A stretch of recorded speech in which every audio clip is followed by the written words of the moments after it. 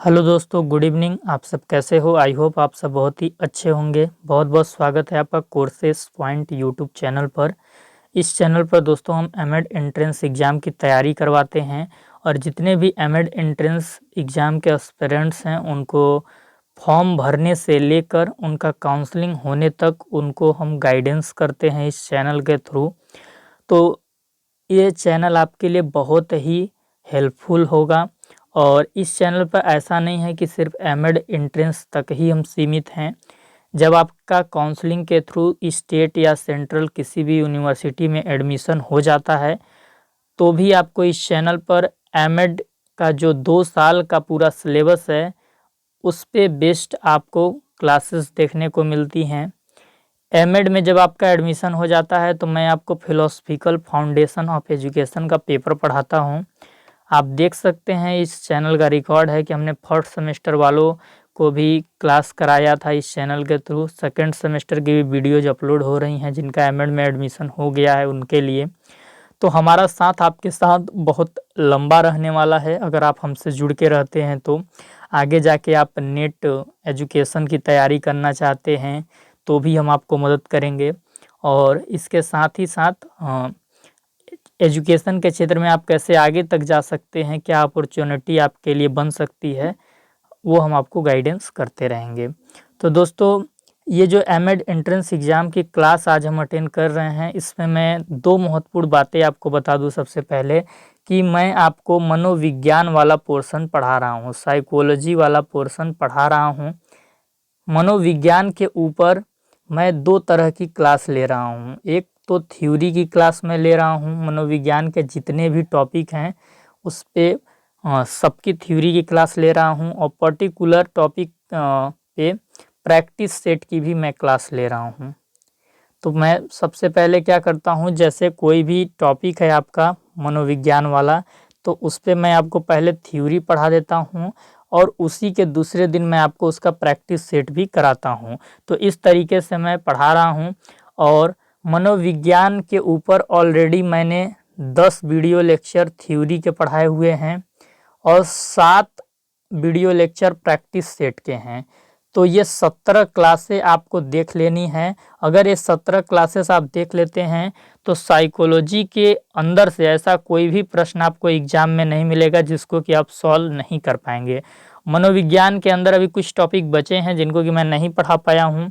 जैसे आज का जो टॉपिक है हमारा मोटिवेशन, और इसके बाद बुद्धि, व्यक्तित्व, ये सब 2-3 टॉपिक बचे हैं तो उसको मैं अभी पढ़ा दूंगा। जैसे आज मोटिवेशन पढ़ा दे रहा हूँ, कल इसका प्रैक्टिस सेट करा दूंगा, परसों आपको बुद्धि स्टार्ट कर देंगे, फिर बुद्धि पढ़ने के बाद हम व्यक्तित्व पढ़ लेंगे। और फिर जो एग्जाम में आपके क्वेश्चन पूछे जाते हैं इम्पोर्टेंट, उस पर मैं थ्योरी की क्लासेस लूँगा, क्वेश्चन के ऊपर ही क्लास लूँगा कि इस क्वेश्चन को कैसे समझ सकते हैं, ये क्वेश्चन किस तरीके से पूछा गया है। और क्वेश्चन में बहुत सारे चीज़ आपको मिलेंगे जिससे कि मैं कनेक्ट करके आपको थ्योरी की क्लास बनाकर दूंगा। तो वो आप टेंशन मत लीजिए, वो जब मैं पढ़ाऊंगा तब आपको समझ आएगा, अभी आपको समझ नहीं आ पाएगा कि मैं क्या बोलना चाह रहा हूँ।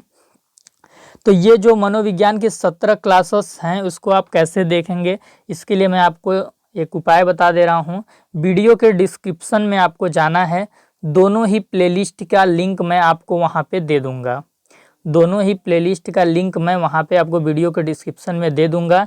एक आपकी थ्योरी की लिंक होगी और दूसरा आपका कौन सा लिंक होगा, प्रैक्टिस सेट का। तो ये दोनों आप जरूर देखिए, तब आपका साइकोलॉजी वाला पोर्शन पूरा हो जाएगा। इसके बाद दोस्तों आज हम पढ़ने वाले हैं मोटिवेशन को हम हिंदी में बोलते हैं अभिप्रेरणा। अगर आपको कहीं पे कोई चीज़ समझ नहीं आता है तो आप हमसे ज़रूर बताइएगा, और ऐसा चांस नहीं रहेगा कि आपको समझ नहीं आएगा। अच्छे से एक्सप्लेन किया जाएगा, सारी चीज़ें आप समझ जाएंगे आसानी से। तो आज जो हमारा टॉपिक है वो है मोटिवेशन को हम बोलते हैं हिंदी में अभिप्रेरणा। मोटिवेशन, आए दिन आप मोटिवेशन रील्स देखते हो, मोटिवेशन की वीडियो देखते हो, और क्यों देखते हो, ताकि जिस कार्य को करने में आपका मन नहीं लगता है उस कार्य को आप कर सको। एग्जाम्पल जैसे कि अभी आप एमएड एंट्रेंस की तैयारी ही कर रहे हो तो 100 में से 50% बच्चे होंगे जो मन लगा के तैयारी कर रहे हैं, बाकी तो फॉर्मेलिटी पूरी कर रहे हैं, बैठ जाते होंगे आधा एक घंटा अपने सहानुभूति के लिए कि हाँ हमने पढ़ाई की है। बाकी जो ईमानदारी से तैयारी कर रहे हैं उनको किसी भी प्रकार के कोई मोटिवेशन की आवश्यकता बहुत कम होती है, वो अंदर से मोटिवेट होते हैं। तो अंदर से कैसे मोटिवेट होते हैं, बाहर से कौन मोटिवेट होते हैं, सारा अभी हम पढ़ेंगे। तो जो फॉर्मेलिटी पूरा करते हैं उनको बाहर से मोटिवेशन का डोज लेना पड़ता है ताकि पढ़ाई में ईमानदारी ला सकें। तो मोटिवेशन क्या है, मोटिवेशन जैसे अभी मैं 2 लाइन बोल दूं आपको, ना संघर्ष ना तकलीफ तो क्या मजा, तो क्या खाक मजा है जीने में, बड़े बड़े तूफान थम जाते हैं जब आग लगी हो सीने में। ये मेरा लाइन नहीं है, ये कुमार गौरव सर का लाइन है जो उत्कर्ष पे पढ़ाते हैं।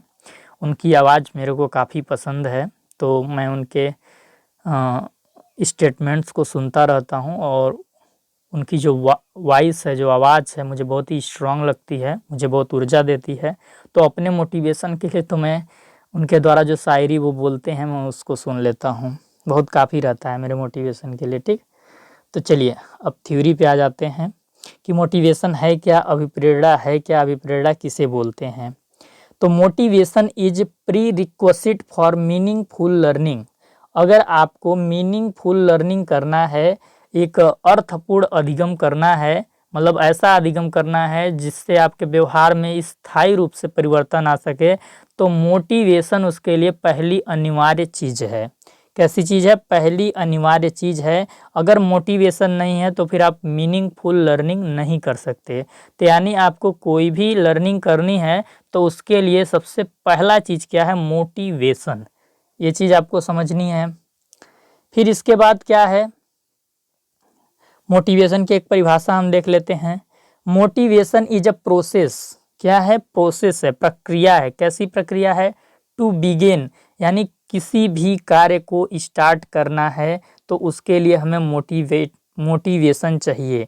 विथ समथिंग टू परस्यू, उस कार्य को हमें कंटिन्यू भी रखना है, निरंतर करते रहना है, तो भी हमें मोटिवेशन चाहिए।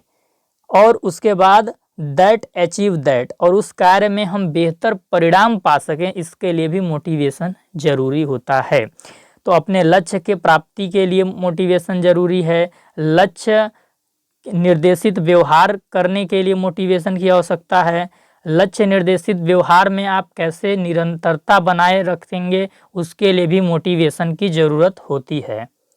आगे देखिए, मोटिवेशन एक इंटरनल एनर्जी है, आंतरिक ऊर्जा है।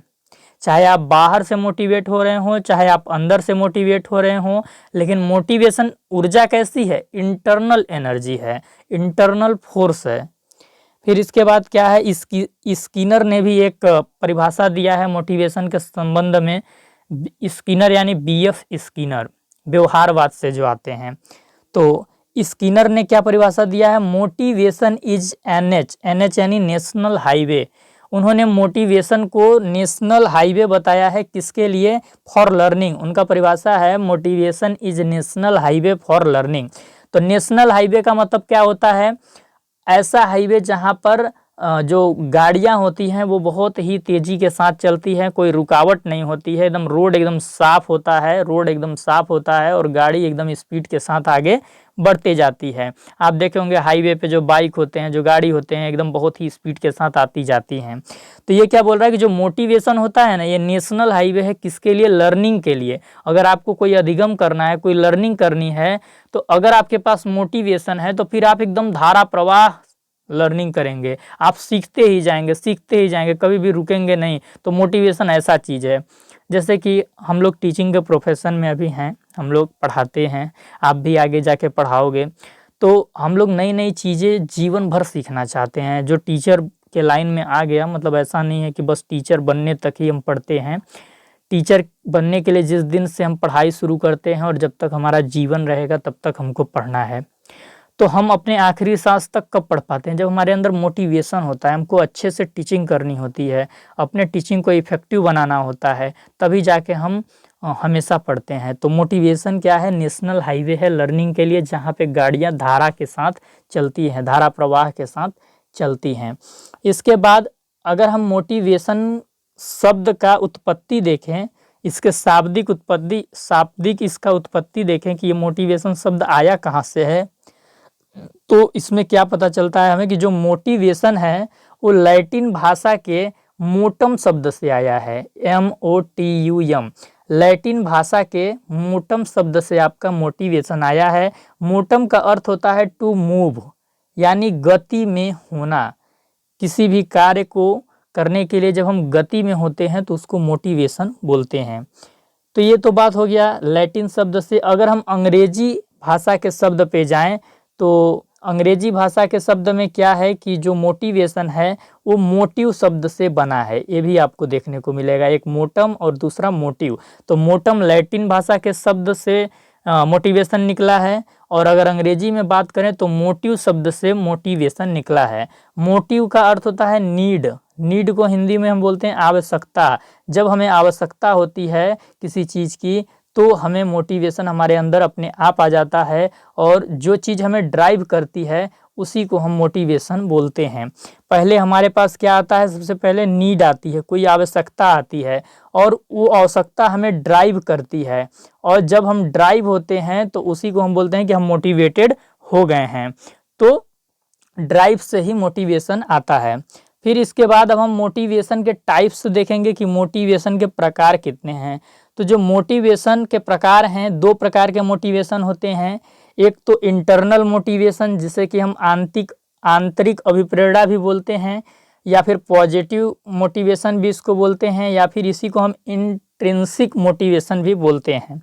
तो इंटरनल मोटिवेशन यानी क्या है, आप ऐसे ही इजी लैंग्वेज में ही समझ सकते हैं। इसके लिए आपको बहुत ज़्यादा माथापच्ची करने की कोई ज़रूरत नहीं है। इंटरनल मोटिवेशन का मतलब ये है कि आप सेल्फ से मोटिवेट हो रहे हैं, ये सेल्फ से रिलेटेड है, यानी आप अपने आप से मोटिवेट हो रहे हैं। आपको कोई बाहर वाला आके मोटिवेट नहीं कर रहा है। आपके साथ कुछ हुआ, आपको कुछ एहसास हुआ, आपको कोई रियलाइजेशन हुआ, देन आप मोटिवेट हो जा रहे हो, अंदर से मोटिवेट हो रहे हो। तो जब हम सेल्फ से किसी चीज़ को, किसी कार्य को करने के लिए या किसी भी चीज़ से संबंधित जब मोटिवेट होते हैं किसी भी कार्य को करने के लिए सेल्फ से, तो उसको हम क्या बोलते हैं, इंटरनल मोटिवेशन।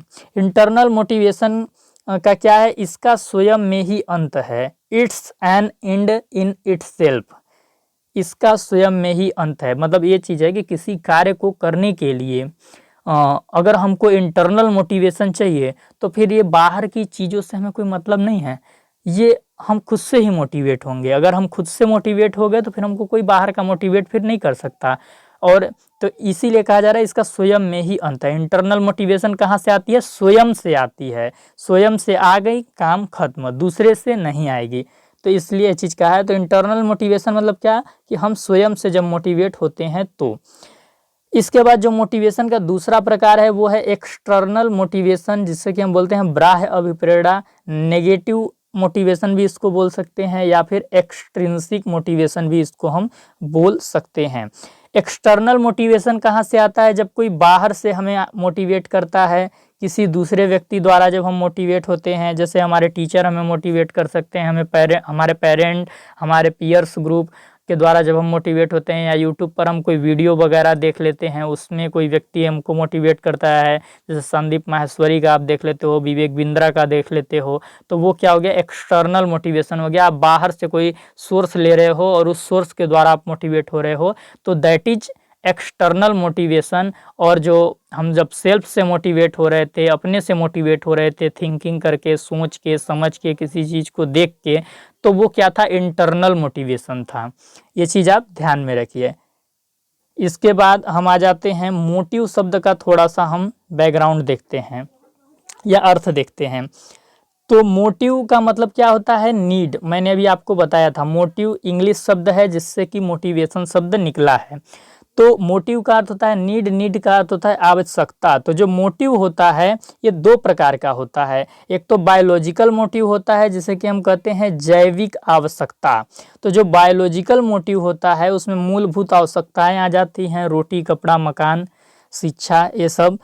फूड, वाटर, यानी जीवन यापन के लिए जो चीज़ें ज़रूरी हैं उसको हम कहते हैं बायोलॉजिकली मोटिव, शारीरिक आवश्यकताएं। ठीक। फिर इसके बाद दूसरा क्या है, सोशियोजेनिक मोटिव यानी सामाजिक आवश्यकताएं भी कुछ होती हैं। सामाजिक आवश्यकताएं क्या होती हैं? हमें सम्मान चाहिए होता है, हमें प्रतिष्ठा चाहिए होता है, हमें हैसियत अपना स्टेटस बनाना होता है। तो ये सब सामाजिक नीड हो जाती हैं। तो आप देखते होंगे बहुत लोग अपने मूलभूत आवश्यकताओं के लिए भी कार्य करते हैं, लेकिन बहुत लोग सम्मान के चाह में, प्रतिष्ठा के चाह में, हैसियत के चाह में भी काम करते हैं। तो यही बोला जा रहा है कि मोटिव दो प्रकार के होते हैं, एक बायोलॉजिकल यानी शारीरिक से जुड़ जाएगा, जैविक से जुड़ जाएगा, और सोशियो यानी सामाजिक स्ट्रक्चर से जुड़ जाएगा। जैसे कि हम कोई अचीवमेंट के लिए काम करते हैं, कोई रिवॉर्ड के लिए कार्य करते हैं, तो ये सब आ जाएगा। फिर इसके बाद हम बहुत ही इम्पोर्टेंट चीज़ है जो कि जिसको कि क्या बोलते हैं, साइकिल ऑफ मोटिवेशन देखेंगे कि जो अभिप्रेरणा है उसका चक्र क्या है। तो अभिप्रेरणा के जो चक्र हैं उसका एक शॉर्ट ट्रिक है याद करने का, NDA गार। NDA का मतलब आप समझ ही गए, जो भाजपा अभी अलायंस में चुनाव लड़ रही है उसको बोलते हैं NDA, और गार। तो अभी NDAGAR का क्या एक एक वर्ड है हम पढ़ते हैं आगे, बाकी ये शॉर्ट फॉर्म है, अगर आप याद करना चाहते हैं तो कर सकते हैं। देखिए मोटिवेशन के लिए सबसे पहले हमें नीड चाहिए होता है, कोई आवश्यकता। जब तक हमें कोई आवश्यकता नहीं होगी तब तक हम मोटिवेशन के खोज में कभी रहेंगे ही नहीं। तो कोई आवश्यकता होती है, उसके लिए हम मोटिवेशन चाहते हैं।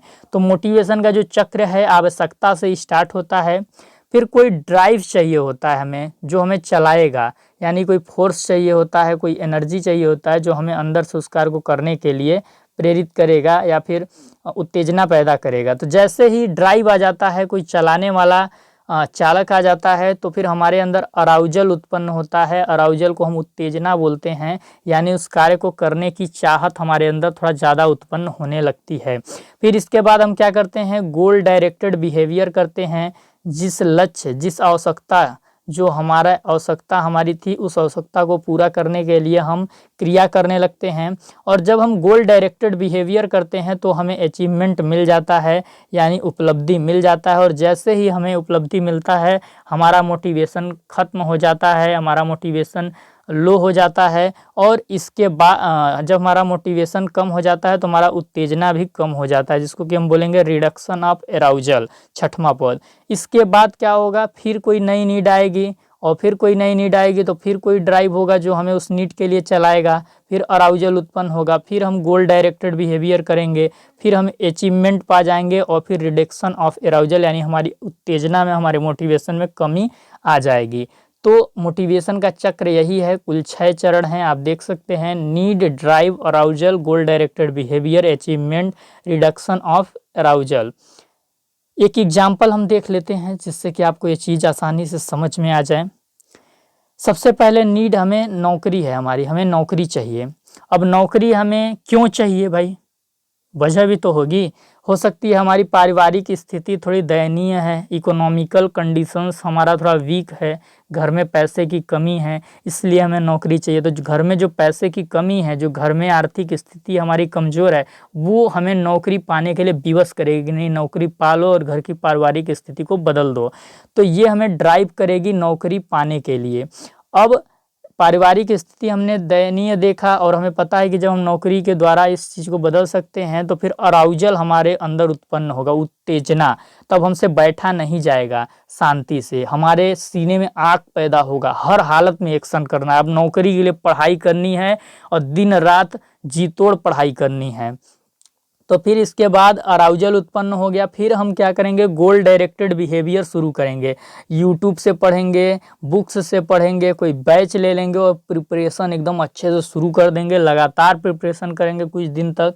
फिर इसके बाद अचीवमेंट क्या होगा कि भैया नौकरी तो मिल गई। अब जैसे ही नौकरी मिल जाएगी तो फिर क्या होगा, रिडक्शन ऑफ अराउजल। अब नौकरी मिल गई तो फिर काहे पढ़ेंगे भैया, काम तो खत्म ना हो गया, नौकरी के लिए पढ़ रहे थे, नौकरी पा गए, अब खाएंगे पिएंगे ऐश करेंगे घूमेंगे। तो फिर क्या हुआ, उत्तेजना में कमी हो गई, यानी अब पढ़ाई करना छोड़ दिया। इसके बाद अब नौकरी मिल गई तो जीवन यही तो खत्म नहीं हो जाता है, दूसरा नीड आएगा। तो नौकरी के बाद क्या न्यू नीड आया हमारे पास, भैया विवाह करना है, शादी करना है। तो अब शादी हमारी दूसरी नीड हो गई। तो अब उस नीड के लिए भी कोई ड्राइव आएगा कि भाई शादी क्यों करना है, क्योंकि समाज में रहना है, अपना वंश आगे बढ़ाना है, तो ये चीज़ हमको ड्राइव करेगा। फिर इसके बाद अराउजल उत्पन्न होगा, अब रहा नहीं जाएगा कि नहीं शादी हो ही जाए। फिर इसके बाद जैसे ही शादी हो ही जाए, एकदम आग लग जाएगी, तो फिर इसके बाद हम गोल डायरेक्टेड बिहेवियर करेंगे। लड़की देखना हमारे माँ बाप स्टार्ट करेंगे, हम भी अपना देखेंगे, पसंद करेंगे, और फिर हमारी शादी हो जाएगी। और फिर शादी के लिए भी जो मोटिवेशन था, जो अराउजल था, उत्तेजना था, वो भी खत्म हो जाएगा। फिर दूसरा नीड आएगा।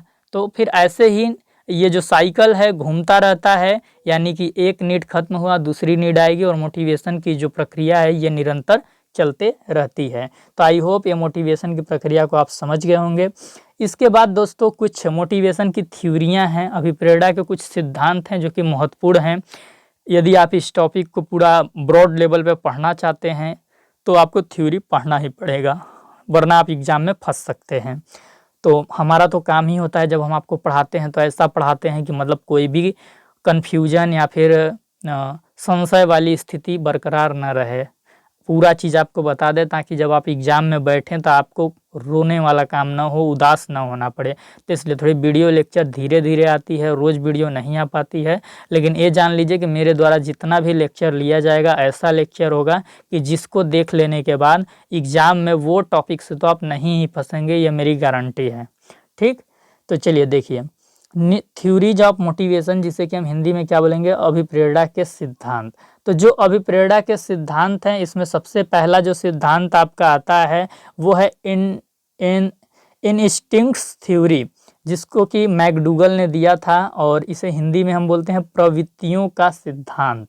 इसमें प्रवृत्तियों का सिद्धांत क्या बोलता है कि 14 प्रकार के क्या होते हैं, आपके प्रवृत्तियां होती हैं जो कि एसोसिएट होती हैं 14 प्रकार के इमोशंस से। 14 प्रकार के इंस्टिंक्ट्स होते हैं जो कि एसोसिएट होते हैं, जुड़े होते हैं 14 प्रकार के इमोशंस से। तो इनका कहना यह है कि 14 प्रकार के संवेग होते हैं, संवेग को इमोशन बोलते हैं हिंदी में, ठीक ना। 14 प्रकार के संवेग होते हैं जो कि हमको मोटिवेट करते हैं 14 प्रकार की प्रवृत्तियों को करने के लिए। तो इनका कहना क्या है कि ये 14 इमोशंस से हम किसी भी वर्क के लिए मोटिवेट होते हैं।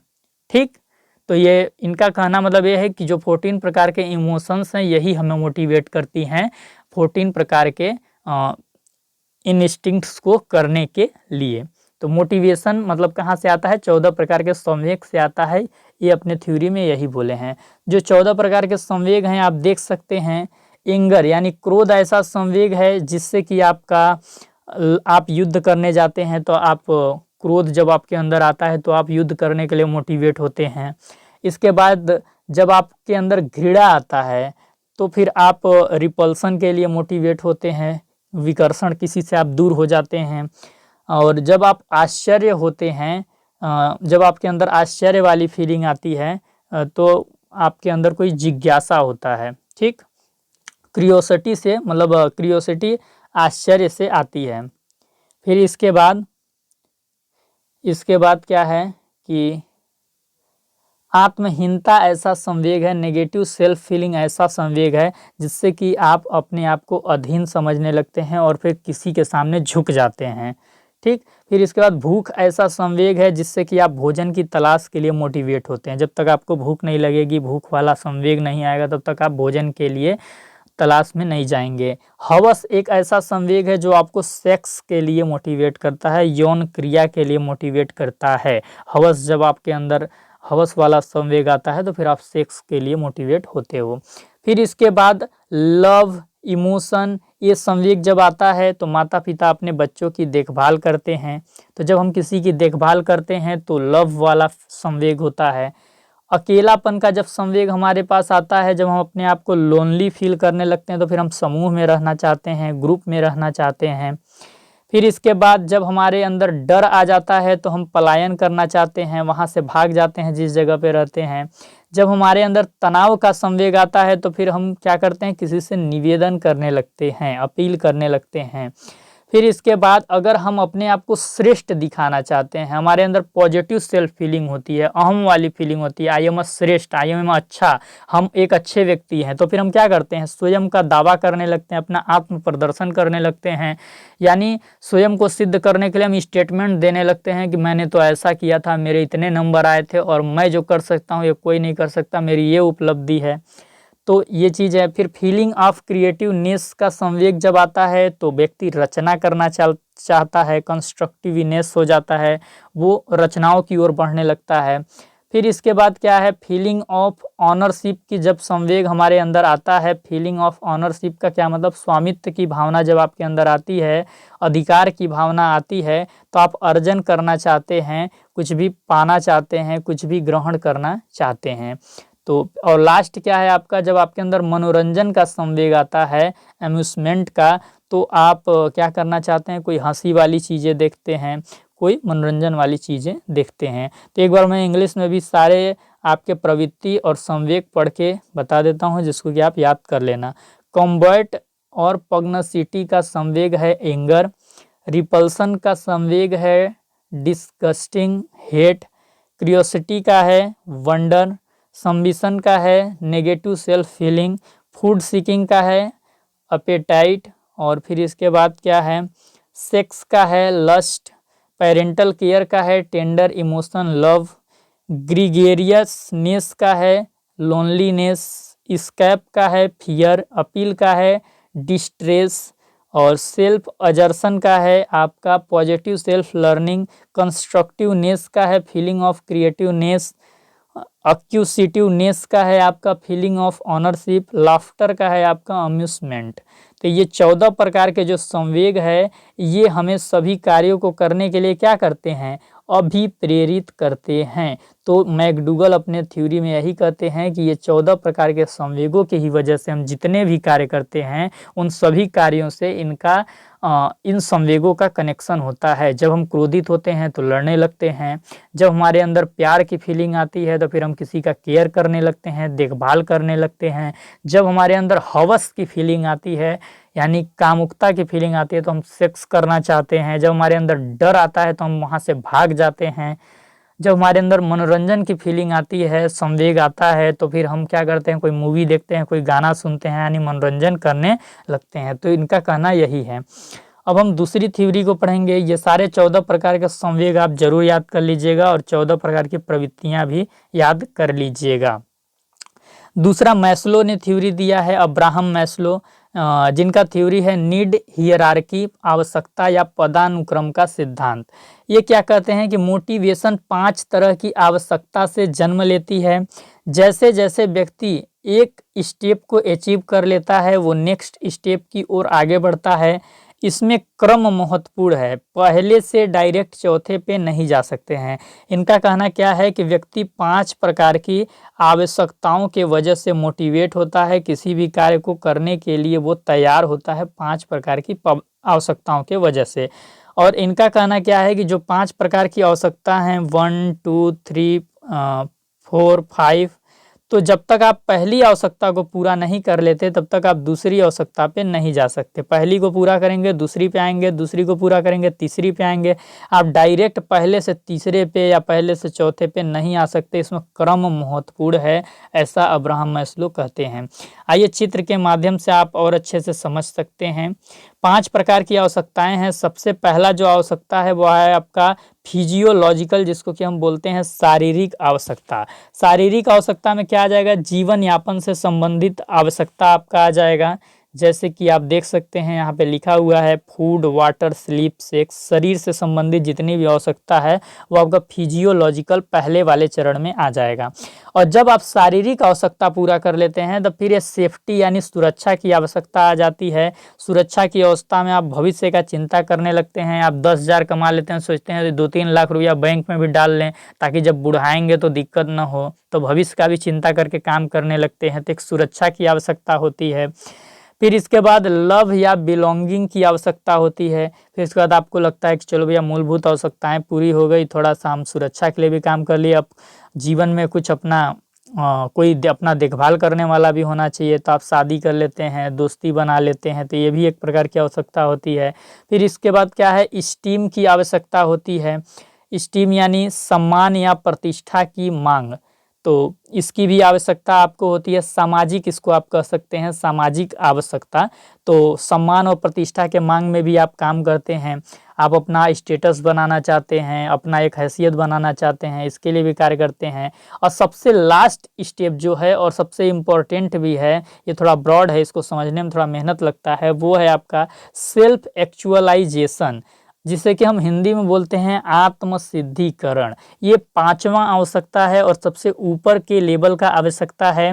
इससे संबंधित आपका CUET एमएड एंट्रेंस एग्जाम 2023 में आपका क्वेश्चन भी आया था, और शायद 2 क्वेश्चन था यहाँ से, 2 या 1 क्वेश्चन था, कंफर्म नहीं है, लेकिन 1 क्वेश्चन यहाँ से था, मैंने PYQ में कराया भी था। तो ये थ्योरी बहुत ही इंपॉर्टेंट हो जाती है। तो ये जो पांचवा स्टेप है सेल्फ एक्चुअलाइजेशन, आत्मसिद्धिकरण का है, कि हम परमात्मा की ओर बढ़ रहे हैं, यानी अपने आप को श्रेष्ठ बनाने की ओर बढ़ रहे हैं। सारा लोभ, माया, मोह, ये सबसे दूर होकर हम निस्वार्थ, स्वाभिमानी, देशभक्त, इन सब के राह में आगे बढ़ते हैं। और ये ऐसा चरण है जिसमें कि हम बहुत ही ज़्यादा मोटिवेट हो जाते हैं अपना इस राह में आगे बढ़ने के लिए। इसका मोटिवेशन कभी घटता नहीं है, तो इसमें मोटिवेशन हमेशा बढ़ता रहता है। ये एक प्रकार का हाईएस्ट पोटेंशियल है, सबसे मतलब ऊर्जावान चरण है।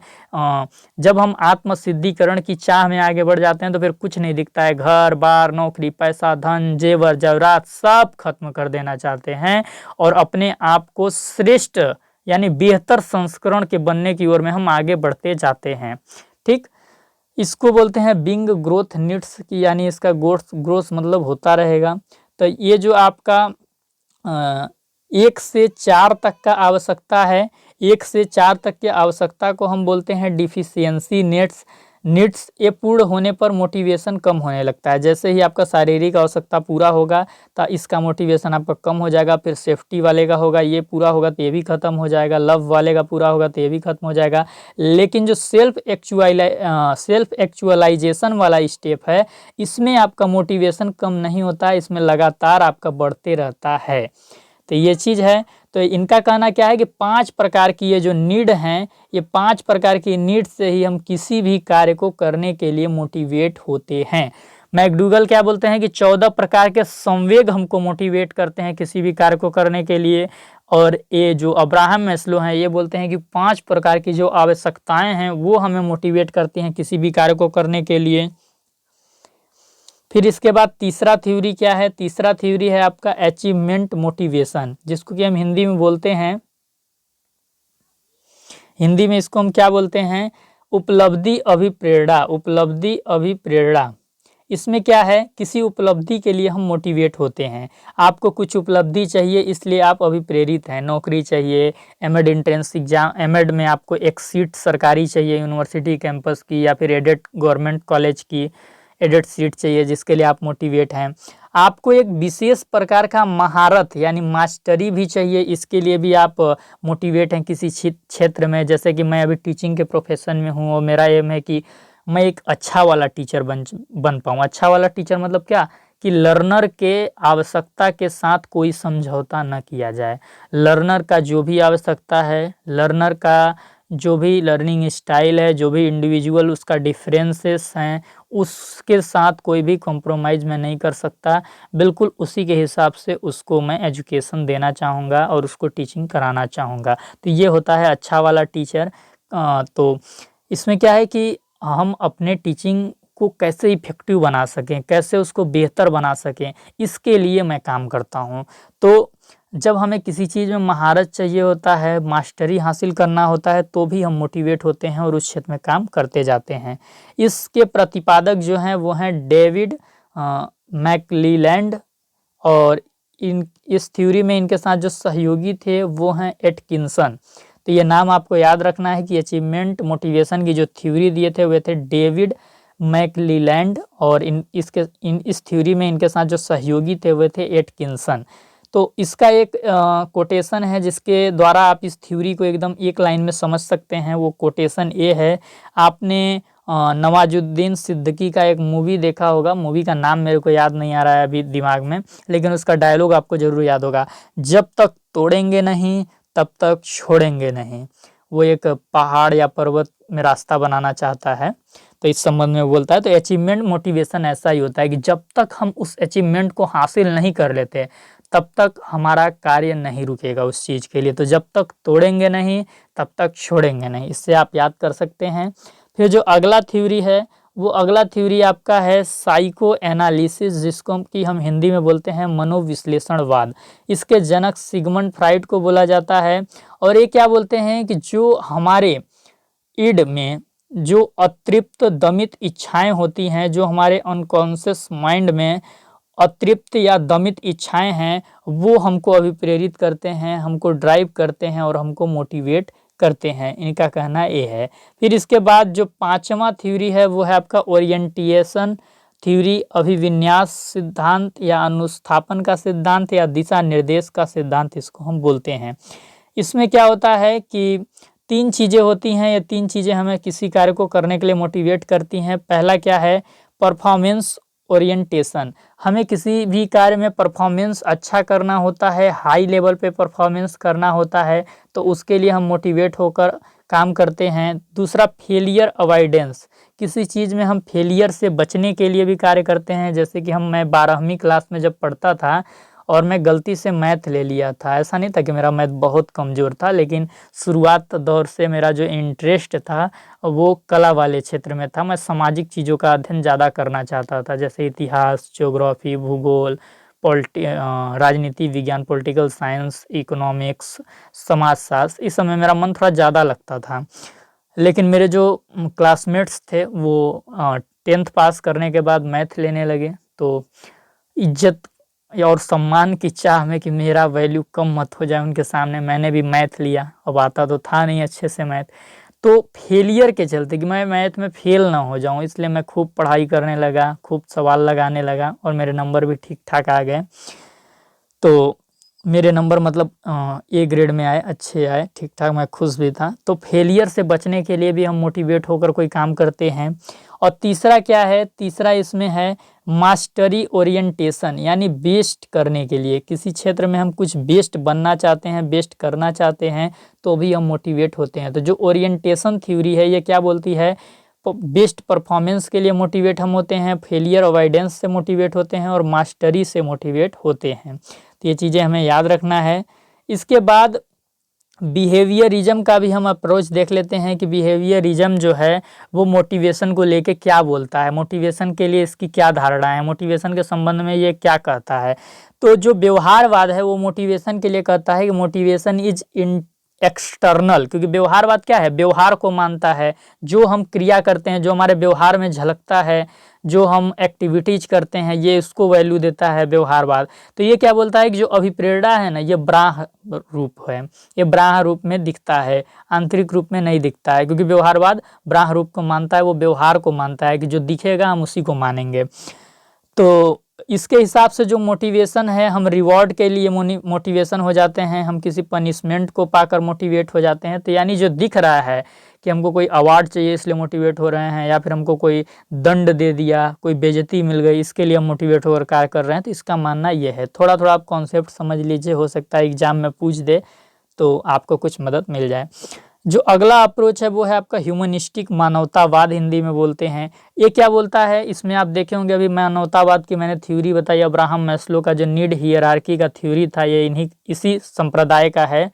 तो उसमें पांचवा जो चरण था, वो आवश्यकता का जो पांचवा चरण था वो था सेल्फ एक्चुअलाइजेशन, आत्मसिद्धीकरण। तो जो सेल्फ एक्चुअलाइजेशन होता है, ये हम मनुष्य का बेहतर संस्करण होता है कि मनुष्य बेहतर संस्करण में चला जाए, एक सर्वश्रेष्ठ मानव बनने की जो चाह होती है उसको बोलते हैं सेल्फ एक्चुअलाइजेशन। तो इसमें क्या होता है कि हमको कोई भी बाहर का मोटिवेशन नहीं होता, ये आंतरिक मोटिवेशन होता है कि खुद के व्यक्तित्व को अच्छा बनाना चाहते हैं, सेल्फ मतलब कि बेस्ट संस्करण में जाना चाहते हैं। तो ये बोलता है कि जो मोटिवेशन होता है ये इंटरनल होता है, आंतरिक होता है, और हम सेल्फ का फुलफिल करने के लिए, अपने व्यक्तित्व को अच्छे बनाने के लिए, खुद को श्रेष्ठ बनाने का लक्ष्य जो है उसको पूरा करने के लिए मोटिवेट होते हैं। फिर इसके बाद जो अगला अप्रोच है वो है आपका साइको एनालिटिकल मनोविश्लेषणवाद। तो ये क्या बोलता है कि हम अतृप्त दमित इच्छाओं के कारण मोटिवेट होते हैं। तो इसके हिसाब से भी मोटिवेशन इज इंटरनल हो जाता है कि मोटिवेशन जो है वो आंतरिक है। फिर इसके बाद क्या है आपका कि हम मोटिवेशन का थोड़ा सा महत्व जान लेते हैं कि भाई अभिप्रेरणा क्यों महत्वपूर्ण है, बिना अभिप्रेरणा के क्या होगा, अगर मोटिवेशन नहीं है तो मेरा क्या नुकसान हो जाएगा। तो समझिए, जीवन को यदि हम चाहते हैं कि प्रभावपूर्ण तरीके से जिएं, जीवन में कुछ अच्छा हासिल कर लें, अपनी कुछ पहचान बना लें और कुछ देश के लिए भी अपना योगदान कर जाएं, अपने जो बच्चे हैं, जो परिवार हैं, उनको सुखी जीवन उनको दे पाएँ, तो उसके लिए मोटिवेशन ज़रूरी होता है। क्योंकि अगर हम मोटिवेट होंगे तो ही अच्छे से पढ़ाई करेंगे, अच्छे से जॉब लेंगे या फिर कोई बिजनेस करेंगे, देश के अलग सेक्टर में कुछ अनएम्प्लॉयमेंट जो है उसको फुलफ़िल करेंगे। तो यानी अपने जीवन के साथ इस देश के भी जीवन को अच्छा बनाना चाहते हैं तो मोटिवेशन ज़रूरी होता है। कोऑपरेशन के लिए भी मोटिवेशन ज़रूरी होता है। 2 लोग हैं ए और बी, या फिर मान लीजिए ए आप हैं, बी आपका लाइफ है। अगर आप लाइफ से खुश रहना चाहते हैं तो इसमें एडजस्टमेंट करना है, तो आपको लाइफ के साथ कोऑपरेशन करना पड़ता है। या किसी व्यक्ति के साथ आप किसी प्रोजेक्ट में काम कर रहे हैं तो कोऑपरेशन के लिए मोटिवेशन ज़रूरी है। अगर आप टीचर के साथ कोऑपरेशन नहीं करेंगे तो टीचर आपको कैसे पढ़ाएगा। तो ये चीज़ है, इसलिए भी टीचर आपको मोटिवेट करता है ताकि आप उसके साथ कोऑपरेट करो। आप देखे होंगे, चलिए याद आ गया, एक उदाहरण ही दे देता हूँ। क्लास में टीचर पढ़ा रहा है, बच्चे बहुत उद्दंडता कर रहे हैं, शैतानी कर रहे हैं, तो फिर जो टीचर है वो बताता है कि देखो अच्छे से पढ़ लोगे बीएड में या फिर एमएड में तो तुम क्या करोगे, एक अच्छा टीचर बन जाओगे। तो अच्छा टीचर बनना है तो ये उद्दंडता मत करो क्लास में, और जो मैं बता रहा हूँ उसको समझ लो, आगे जब कोई कंपटीशन एग्जाम दोगे उसमें बहुत काम आएगा। तो बच्चे क्या होंगे, थोड़ा मोटिवेट हो जाएंगे और फिर टीचर के साथ कोऑपरेट करने लगेंगे। तो कोऑपरेशन के लिए मोटिवेशन ज़रूरी होता है। अपने व्यवहार पर यदि आप नियंत्रण करना चाहते हैं तो भी मोटिवेशन ज़रूरी है। व्यवहार नियंत्रण क्या, आप चाहते हैं कि अगर आप एमएड एंट्रेंस का फॉर्म फिल किए हुए हैं और जितना इसका सिलेबस है टोटल आप पढ़ लें, तो फिर आप रील्स नहीं देखिएगा, फालतू का मूवी नहीं देखिएगा, दोस्तों के साथ घूमने नहीं जाइएगा, जो भी जितना अनर्गल चीज़ें आप कर रहे हैं उसको नहीं करिएगा। तो उसके लिए मोटिवेशन चाहिए होगा, पढ़ाई के लिए मोटिवेशन, सीट पाने का मोटिवेशन, वो यदि रहेगा तभी आप ये जो गलत एक्टिविटीज़ या फिर जो फालतू एक्टिविटीज़ हैं, क्योंकि अभी आपके लिए जो पढ़ाई करना है, प्राथमिकता पढ़ाई है, क्योंकि इसी के द्वारा आप एक सीट पा सकते हैं। तो व्यवहार नियंत्रण के लिए भी मोटिवेशन ज़रूरी होता है। गोल डायरेक्टेड बिहेवियर करें, ये तो आपके मोटिवेशन के चक्र का ही एक हिस्सा है। आप लक्ष्य निर्देशित व्यवहार यदि आपको करना है, अभी आपका लक्ष्य क्या है कि गवर्नमेंट यूनिवर्सिटी में मैं जो यूनिवर्सिटी है उसमें का जो एडेड सीट है वो आप प्राप्त कर लें।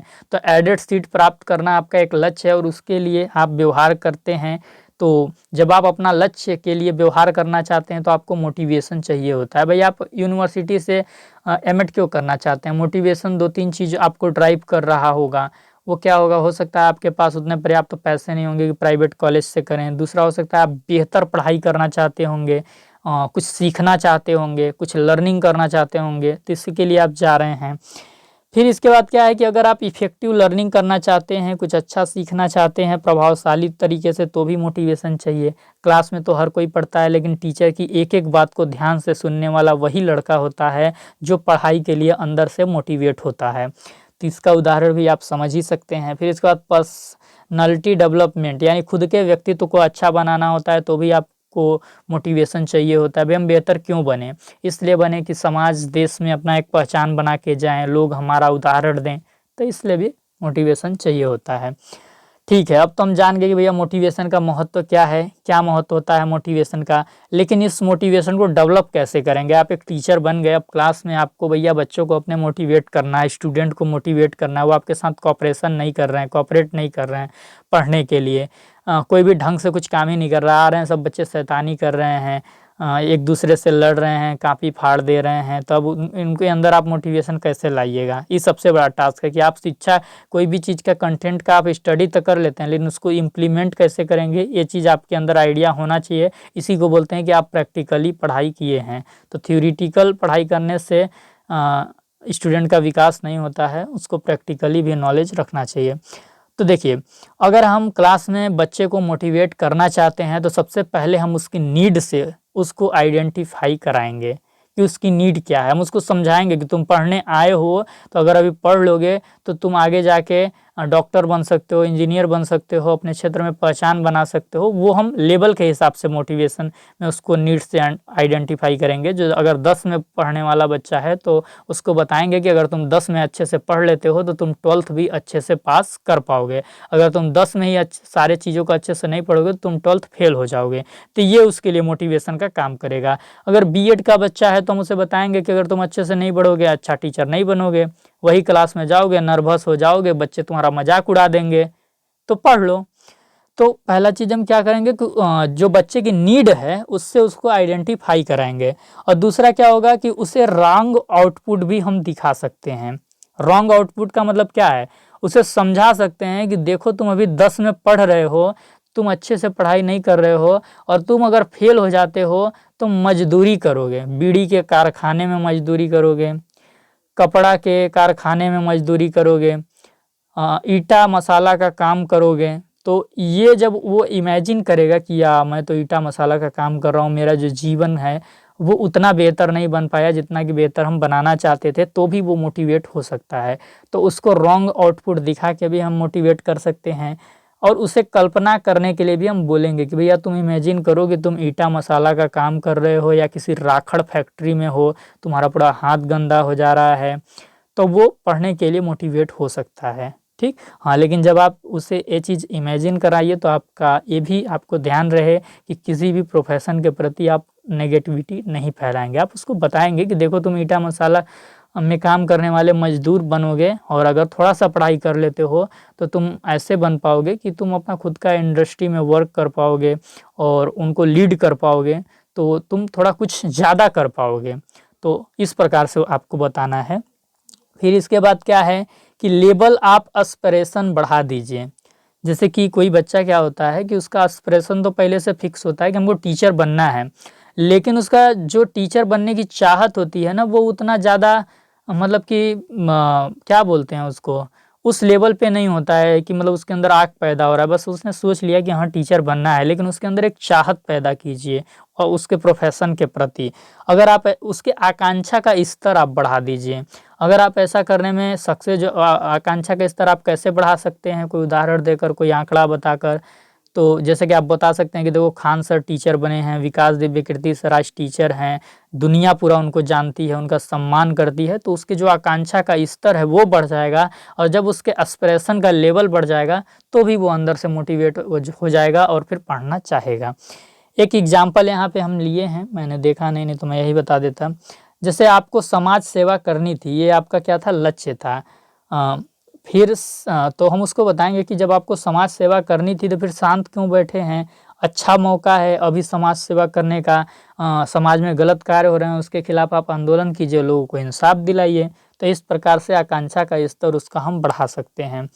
फिर इसके बाद क्या है कि टीचिंग मेथड को यदि हम थोड़ा अच्छा टीचिंग मेथड क्लास में यूज करें, जो पढ़ाने का विधि हम यूज करते हैं, अगर वो थोड़ा प्रभावशाली टीचिंग मेथड का प्रयोग करेंगे तो भी बच्चा पढ़ने के लिए मोटिवेट होगा। अभी क्या करते हैं, सारे टीचर होते हैं व्याख्यान विधि से पढ़ा देते हैं, तो लेक्चर मेथड से पढ़ा देते हैं। व्याख्यान विधि में क्या होता है, टीचर बोल रहा है, बच्चा सुन रहा है कि नहीं सुन रहा है, इसका कैसे जांच हो पाएगा। तो टीचिंग मेथड को थोड़ा बदलना चाहिए। आज आप आगमन विधि से पढ़ा सकते हैं, या फिर आज आप यदि चाहें तो प्रोजेक्ट मेथड से पढ़ा सकते हैं। तो अलग अलग प्रकार के टीचिंग मेथड विकसित हो चुके हैं, तो आप कोशिश करें कि बेहतर टीचिंग मेथड को क्लास में इम्प्लीमेंट करें। अगर जैसे बच्चों को आप उदाहरण के माध्यम से पढ़ाते हैं, बच्चों को आप करके सिखा के पढ़ाते हैं, तो बच्चे क्या होते हैं कि खेल विधि से पढ़ने के लिए खुद से खुद मोटिवेट हो जाते हैं, क्योंकि उनकी वो एज होती है प्रारंभिक अवस्था में। टीएलएम का आप प्रयोग कर सकते हैं। अगर आप टीचिंग लर्निंग मटेरियल का क्लास में प्रयोग करते हैं तो भी बच्चे मोटिवेट हो जाएंगे। बच्चे उस उम्र में कुछ देखना चाहते हैं, कुछ सुनना चाहते हैं। जब किसी भी चीज़ को आप दिखा के सुना के पढ़ाते हैं तो बच्चे उस चीज़ को जानने के लिए थोड़ा ज़्यादा रुचि लेते हैं, तो छात्र पढ़ने के लिए अभिप्रेरित हो सकेंगे। तो अभिप्रेरित करने का जो तरीका था यही सब है, आप समझ गए होंगे। तो आज के वीडियो लेक्चर में आप मोटिवेशन आई होप कि पूरा समझ गए होंगे, मोटिवेशन का खाका क्या है। इससे बाहर का एक भी क्वेश्चन आपका एमएड एंट्रेंस एग्जाम में नहीं पूछा जाएगा। अगर आप इस वीडियो लेक्चर को पूरा ध्यान से देख के नोट्स बना कर रिविजन कर लेते हैं तो आपको मैं पूरी गारंटी के साथ कहता हूँ मोटिवेशन से आउट ऑफ क्वेश्चन एक भी नहीं होगा जो आप एग्ज़ाम में नहीं कर पाइएगा। और इसका प्रैक्टिस सेट मैं आपको कल करा दूंगा, इसका प्रैक्टिस सेट। तो प्रैक्टिस सेट आप ज़रूर हल करें, उससे आपको ये आपके अंदर समझ बन सकेगा कि जो आज आपने थ्योरी पढ़ा है ये आपको कहाँ तक समझ आया है। तो प्रैक्टिस सेट इसका कल ज़रूर सॉल्व कीजिएगा और कमेंट में बताइएगा कि ये वीडियो लेक्चर आपको समझ आया है कि नहीं आया है। देखिए रेगुलर बेस पे वीडियो शायद ना आ पाए, लेकिन इसलिए नहीं आ पाई क्योंकि कंटेंट आपको बेहतर मिल रहा है। अगर कुछ भी पढ़ाना होता, कहीं से भी पढ़ाना होता, तो आपको रोज़ मैं वीडियो एक डाल देता। तो 1-2 दिन वीडियो अंतराल करके आएगा, लेकिन जो भी कंटेंट आपको यहाँ से मिलेगा बिल्कुल जेन्युइन होगा, कोई भी आपको फालतू चीज़ नहीं पढ़ाई जा रही है। और इसका सीधा लाभ आपको आगे जब आप नेट एजुकेशन में बैठेंगे या फिर अभी एमएड एंट्रेंस एग्जाम में हैं या फिर एमएड में आपका एडमिशन हो जाएगा तो आपको लगातार इसका लाभ मिलेगा।